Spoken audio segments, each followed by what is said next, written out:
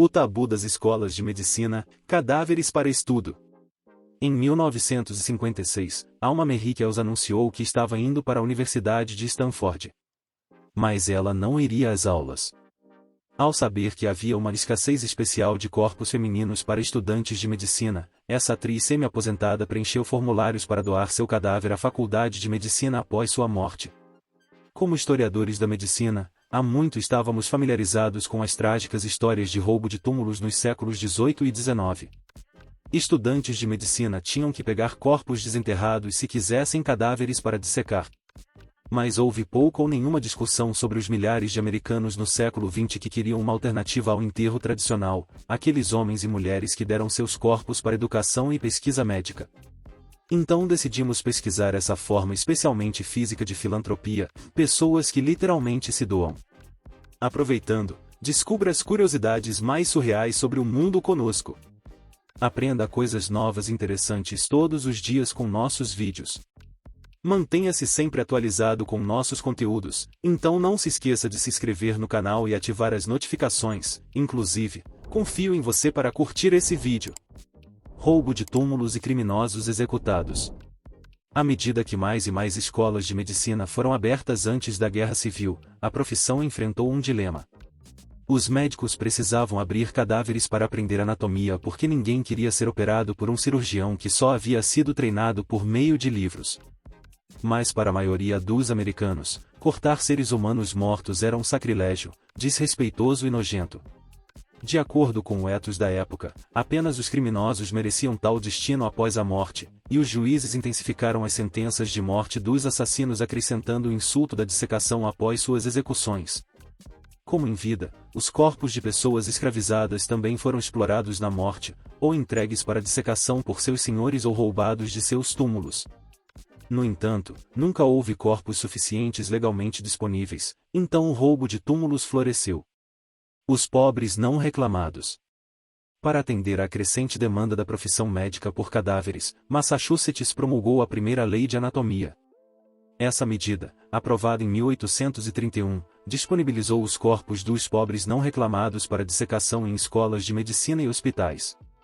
Com a abertura de mais escolas de medicina e escândalos de roubo de túmulos levando os políticos a agir, uma legislação semelhante acabou entrando em vigor nos Estados Unidos.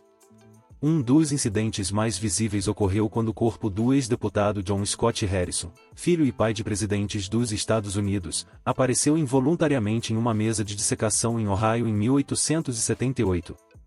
Em muitos estados, parentes e amigos poderiam reivindicar um corpo que, de outra forma, seria destinado à dissecação, mas somente se pudessem pagar os custos do enterro.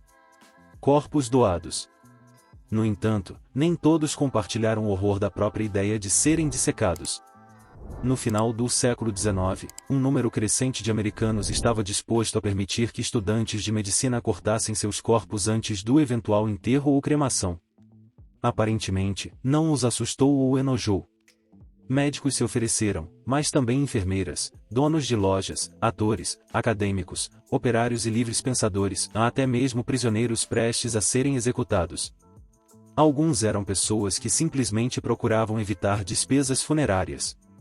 Alguns americanos esperavam que os médicos usassem seus corpos para pesquisar suas doenças, enquanto outros queriam permitir que a ciência médica ampliasse seu conhecimento para o bem da humanidade, como George Young, um ex-fabricante de vagões, solicitou antes de morrer em 1901. Transplantes de córnea.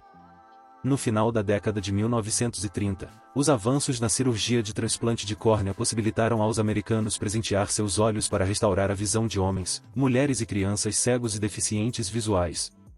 Juntamente com as doações de sangue da Segunda Guerra Mundial, histórias comoventes sobre transplantes de córnea espalharam uma compreensão radicalmente nova da generosidade corporal. À medida que os esforços para atrair doadores que prometessem seus olhos na morte se espalharam na década de 1940 e no início da década de 1950, também surgiu um novo problema para os anatomistas, um declínio no número de corpos não reclamados. Os anatomistas culparam uma série de fatores: prosperidade crescente nos anos pós-guerra, novas leis que permitiram que os departamentos de bem-estar de condados, cidades e estados enterrassem os não reclamados, benefícios de morte de veteranos, benefícios por morte da Previdência Social e divulgação por grupos de igrejas e ordens fraternas para cuidar de seus membros atingidos pela pobreza. Em meados da década de 1950, surgiram preocupações sobre a escassez de cadáveres para as aulas de anatomia. Mas a cobertura da mídia sobre as pessoas que optaram por doar seus corpos começou a influenciar outras pessoas a fazerem o mesmo. Bons exemplos incluem uma coluna de conselhos de Direb publicada em 1958 e um artigo do Reader's Digest em 1961. Jornalistas e líderes religiosos apoio de voz. Em 1962, o defensor unitarista Ernest Morgan publicou a Manual of Simple Burial, que promovia serviços memoriais como alternativas a funerais luxuosos. Ele incluiu um diretório de faculdades de medicina e odontologia que aceitavam doações de corpos inteiros. A jornalista Jessica Mitford, em seu popular livro de 1963 que condenava a indústria funerária, The American Way of Death, também endossou essa prática. Ela ajudou a tornar seu corpo para a ciência uma alternativa respeitável, até mesmo nobre, aos caros enterros convencionais. No início dos anos 1960, líderes protestantes, católicos e judeus reformistas também se manifestaram a favor da doação de corpos para a ciência. No final dos anos 1960 e início dos anos 1970, alguns departamentos de anatomia começaram a organizar serviços memoriais para reconhecer os doadores e fornecer algum encerramento para seus entes queridos. A notícia de tais esforços incentivou ainda mais a doação de corpo inteiro. Cartas de encorajamento. Revisamos dezenas de cartas não publicadas para doadores, desde a década de 1950 até o início da década de 1970, nas quais professores de anatomia encorajavam potenciais doadores de corpo inteiro a se verem como heróicos doadores para a ciência médica. Os primeiros doadores frequentemente expressavam essa visão altruísta, querendo que suas cascas mortais participassem do avanço do conhecimento. Em meados da década de 1980, a maioria das escolas de medicina e odontologia contava com corpos doados para ensinar anatomia, embora alguns corpos não reclamados ainda cheguem hoje às escolas de medicina.